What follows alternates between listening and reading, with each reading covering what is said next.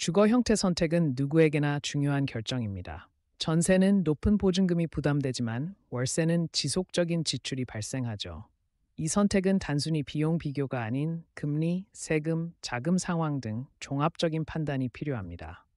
오늘은 각 요소를 분석해 최적의 선택 기준을 찾아보겠습니다. 최근 5년간 전세 가격은 평균 22% 상승했고 월세는 연 4%씩 꾸준히 오르고 있습니다.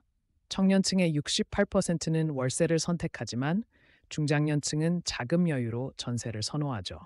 이 같은 차이는 금리와 세금 체계의 영향을 받습니다.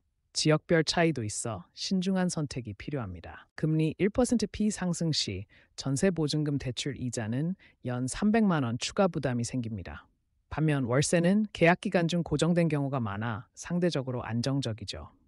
현재와 같은 금리 상승기에는 월세가, 하락기에는 전세가 유리할 수 있습니다. 금리 전망을 반드시 고려해야 하는 이유입니다. 전세는 보증금 3억 원 이상 시 취득세가 발생하며 월세는 월세액의 12%를 소득공제 받을 수 있습니다.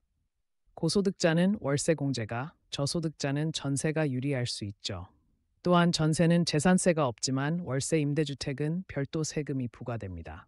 소득 수준에 따라 선택이 달라져야 합니다. 전세 보증금은 평균 4년 동안 회수 불가한 잠긴 자금입니다. 반면 월세는 적은 선금으로 유동성을 확보할 수 있죠. 창업 준비나 투자 계획이 있다면 월세가, 안정적인 자산 보존이 목적이라면 전세가 적합합니다. 개인의 자금 운영 계획에 맞춰 결정해야 합니다. 2020년 금리 3% 시기 A씨 전세는 보증금 2억 원 대출로 월 50만 원 이자를 냈으나 B씨 월세는 월 70만 원을 지출했습니다.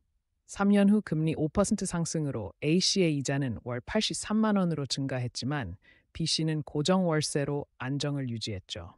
금리 변동성에 따른 결과의 차이를 보여줍니다. 금리 하강기에는 전세 보증금 대출 이자가 줄어 전세가, 인플레이션 시기에는 물가 상승에 따른 월세 인상 리스크가 있어 오히려 전세가 유리할 수 있습니다.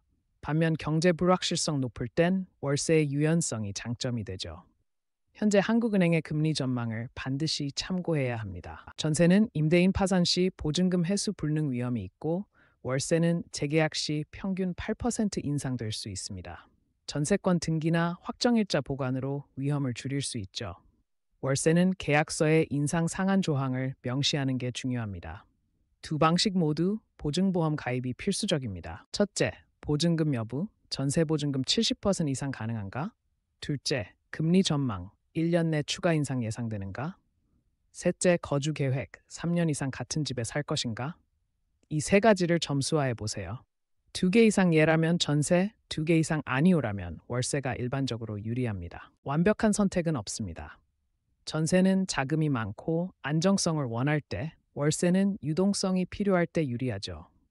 금리, 세금, 자금 상황을 종합적으로 평가하고 본인의 라이프 스타일을 고려해 결정하세요. 때로는 반전세 같은 중간 옵션도 고려해 볼 만합니다. 합리적인 선택으로 주거 스트레스를 줄이시길 바랍니다.